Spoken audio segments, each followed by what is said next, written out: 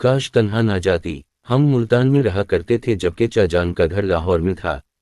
میری نسبت بچپن میں چا عابد کے بیٹے ارشاد سے ملے تھی۔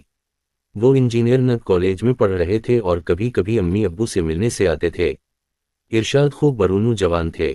وہ مجھے پسند کرتے تھے، میں بھی ان کو چاہتی تھی۔ ایف اے پاس کر لیا تو چچا چی شادی کی تاریخ لینے آ گئے۔ میں نے ان کو خوش دلی سے خوش آمدید کہا۔ اس مرتبہ ارشاد نہیں آئے تھے، ان کے والدین آئے تھے۔ میرا دل بے چینی محسوس کرنے لگا کیونکہ مجھے ارشاد کا انتظار رہتا تھا۔ چی نے بتایا کہ ارشاد کے فائنل امتحان ہو رہے ہیں، اس لیے وہ نہیں آیا۔ خیر شادی کی تاریخ طے ہو گئی، مٹھائی بانٹ دی گئی اور پھر شادی کی تیاریاں شروع ہو گئیں۔ میں بہت خوش تھی کہ نئی زندگی کی طرف جا رہی ہوں۔ چا جان کا گھر دیکھا بھالا تھا، کوئی اجنبیت نہ تھی۔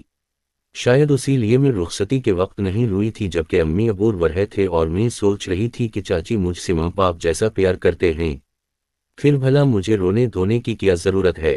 جب امی ابو کی یاد آئے گی ان سے ملنے آ جاؤں گی۔ لاہور سے ملتان کا سفر صرف 5 گھنٹے کا ہی تو ہے۔ شادی کے کچھ دن تو بہت سکون سے گزرے، نئی خوشیوں میں وقت گزرنے کا پتہ ہی نہ چلا۔ اس دوران ایک مرتبہ امی ابو بھی لاہور آئے اور 3 دن رہ کر چلے گئے۔ وقت کے ساتھ ساتھ ارشاد کو اپنی ذمہ داریوں کا احساس ہونے لگا۔ وہ ملازمت کی تلاش میں مصروف ہو گئے۔ 1 ماہ کے بعد ان کو نوکری مل گئی۔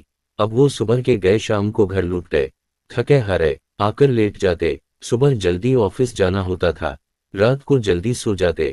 سارا دن گھر میں اکیلی یوریت محسوس کرنے لگی۔ ساس گھر کے کاموں میں مگن ہو جاتی، سر صاحب اپنے کمرے میں اخبار و رسائل سے دل بہلاتے یا پھر سو جاتے۔ گھر میں بچے بھی نہ تھے کہ ان کے ساتھ نہیں بول کر دل بہلا لیتی۔